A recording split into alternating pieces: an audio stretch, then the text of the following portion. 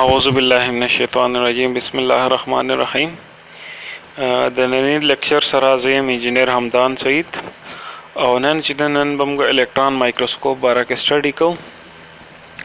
الکترون مایکروسکوپ چې دی نو دا موږ څه دپاره استعمالو؟ الکترون مایکروسکوپ چې دی دا موږ ویلو چې الکترون چې دی هغه موږ ایز ا ویو چې دی نو ایز ا ویو بیهیویر هم چې دی د هغې موږ کتی شو او ایز ا پارټیکل بیهیویر موږ کتی شو. نو هغې ابزرو کولو دپاره چې دی موږ الکترون مایکروسکوپ چې دی هغه استعمالولی شو.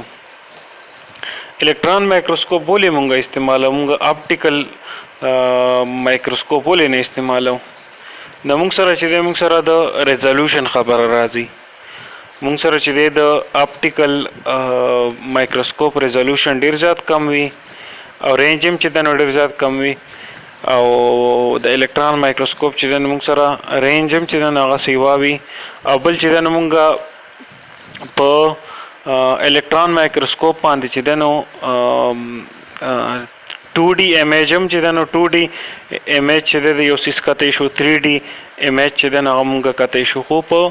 دغه باندې چې دی نو موږ 3D چې دی نو 3D دغه نه شو کتی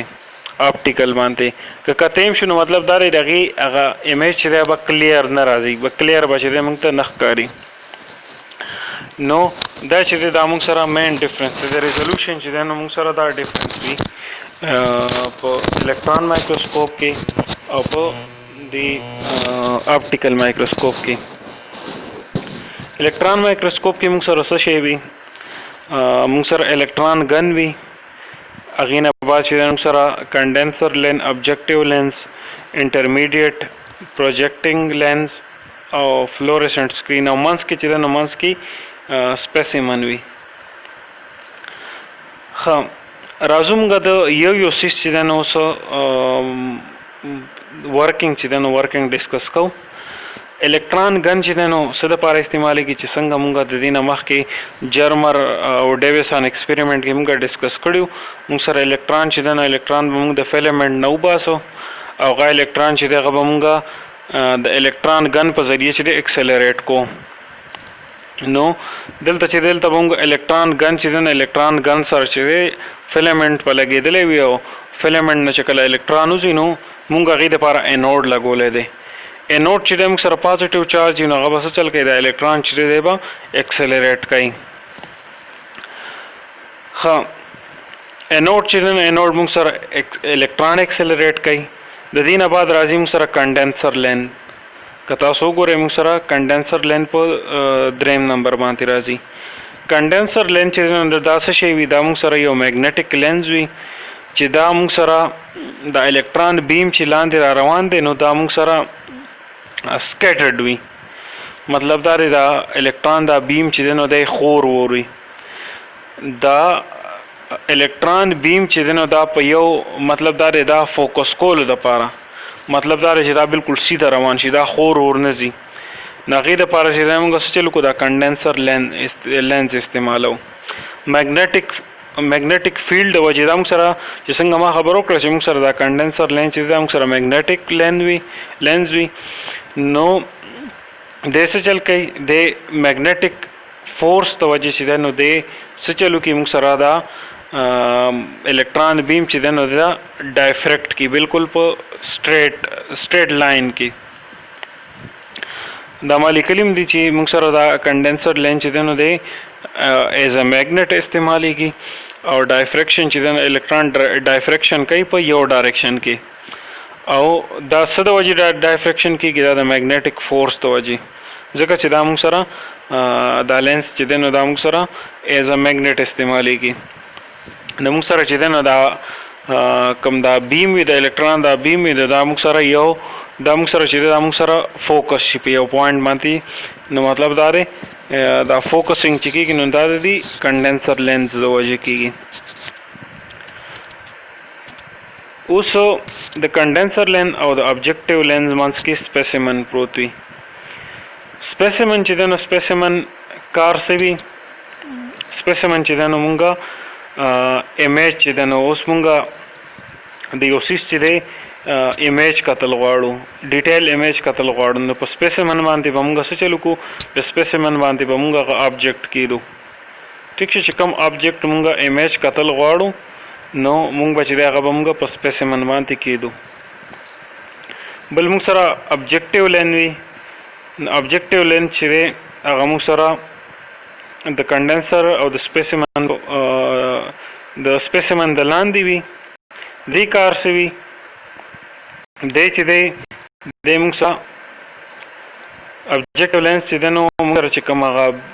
د سپیسیمن نه هغه لایټ چې دی هغه یا هغه بیم چې دی هغه ترې راووته نو هغه چې دی هغه به څه چلو شي هغه به د ابجیکټیو لینس طرف ته راشي د سپیسیمن نه چې کوم هغه مطلب دا د سپیسیمن باندې اوس یو آبجیکټ پروت دی او هغه آبجیکټ نه چې دی هغه بیم چې دی نو پاس شو مطلب دا دی هغه لایټ تی پاس شو نو هغه به چې دی هغه به ابجیکټیو لینس ته راشي او ابجیکټیو لینس کې به تا سره څه چلو شي هغه بیم چې دی هغه به بیا سکیټرډ شي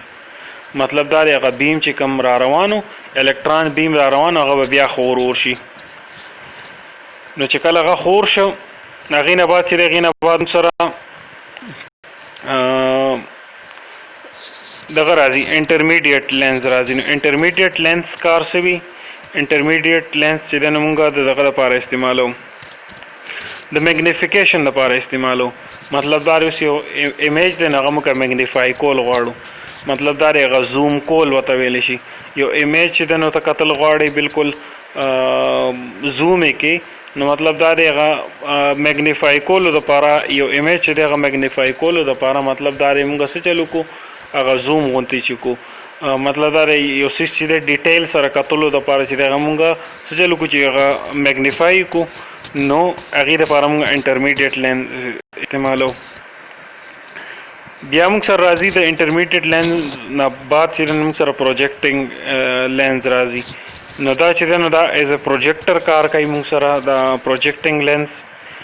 دی چې دی موږ سره په فلورسنټ سکرین باندې چې دی نو موږ سره هغه ایمیج چې دی هغه ښکاره کوي دا پروجیکټینګ لینز مطلب دا دی ایز ا پروجیکټر استعمالیږي او دی چې دی موږ سره په فلورسنټ سکرین باندې موږ سره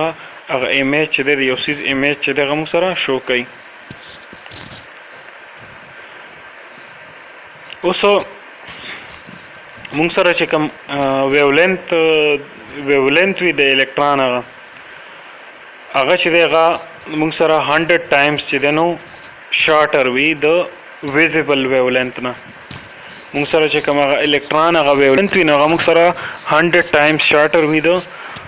ویزیبل لایټ د ویولنت نه نو د دې د کتو دپاره که موږ آپټیکل مایکروسکوپ استعمالو نو موږ ته به دا څیزونه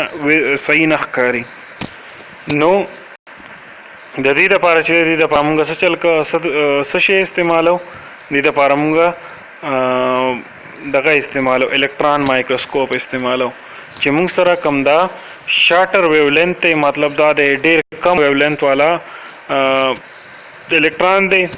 مطلب دا الکترون دی دغه ویولنت ډېر زیات کم دی هغه موږ لیدل غواړو نو هغې دپاره چې دی هغې دپاره موږ د الکترون مایکروسکوپ استعمالو چې د هغې ریزولوشن چې دی هغه د 0.5 نه والې تر 1 نینومیټر پورې وي چې کله موږ دا پوټنشل اپلای کړی دی الکترون گن اکراس چې موږ دا پوټنشل اپلای کړی دی که هغه چېرې 50 KV وي نو مطلب دا د هغې ریزولوشن به 0.5 نه والې تر 1 نینومیټر پورې به د هغې ریزولوشن وي او د آپټیکل مایکروسکوپ څومره ریزولوشن وي نو هغه 0.2 مایکرومیټر وي نو دا موږ سره نننی لیکچر و که د دې لیکچر سره ریلیټډ تاسو څه کوېسچن وي نو تاسو چې دی تاسو په فیسبوک باندې چې دی نو کمنټس کولی شئ او یوټیوب چینل باندې چې دی نو د ویډیو د لاندې چې دی نو کمنټس کې چې دی نو کوېسچن کولی شئ